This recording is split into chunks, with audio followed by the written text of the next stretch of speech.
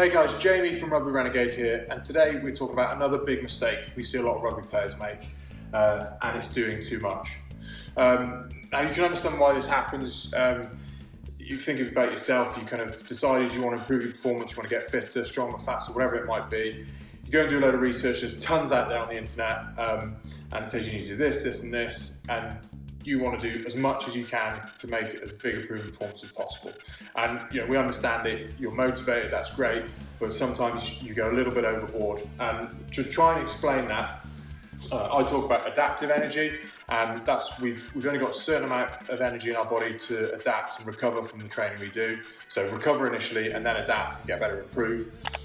So the more things we do, the more we dig into that adaptive energy. As we know, rugby, so many different physical qualities you need to be good at, plus you're doing your rugby training, your technical, tactical training, your fitness, your conditioning, your strength, your power, your speed. There's all those things go into it. So basically, you need to understand we've only got a finite amount of adaptive energy. So the way I kind of explain it to players is you've got a cup of energy, and every time you do something, so you do rugby training, you might do conditioning after that, strength work, speed, plyos, power, agility, all these things, and it just keeps rising up. And what we want to get to is where we're not overspinning. If you do too much, there's not enough adaptive energy to recover. And what you get from that is two things. The first one is you won't be able to adapt to what you're training to improve, which is the whole reason you're doing it. You'll just be building fatigue. And the other thing is that fatigue then overflows and you might get overtraining. You might just decrease performance completely, or you might get injured as well. That's the kind of worst case. So it's really important you're not doing too much.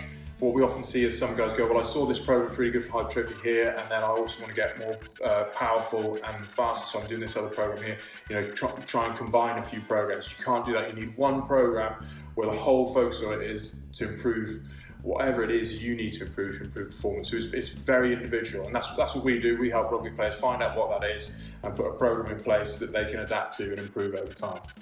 So that's the first thing. And then the other one is doing too much.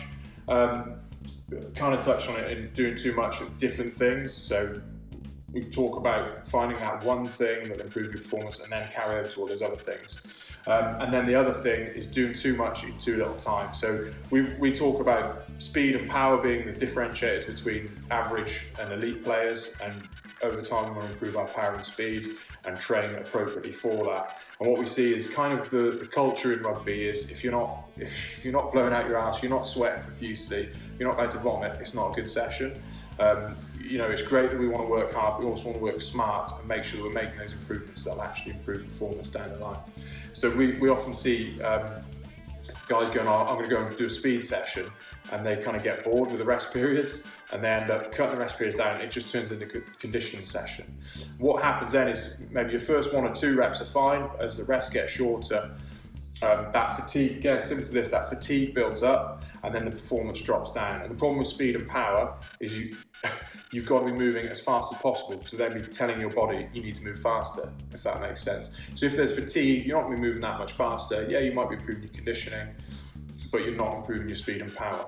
And ultimately, the more you improve your speed and power, the more your conditioning has the potential to increase as well, because your very first rep is way higher. So you think about if you're going up against a player, if they're really fit but you're really fast, you know you're going to beat them on that first one.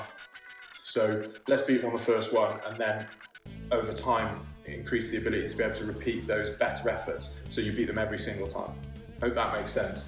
So first thing is focusing on what you need to improve on. Don't try and do everything, add programs together. Find a rugby specific training approach that's going to improve your physical qualities, that will improve your performance. Then be strict with rest periods and follow a training plan that will improve strength and power, and don't get bored. Don't worry, there are times when you'll be working hard, blowing out your ass, but don't worry if you're not, if you're feeling fresh. There's times when you want to come out of the gym feeling better than when you came in. And then lastly, task for today is have a look at your training. Is it designed to improve your speed and power?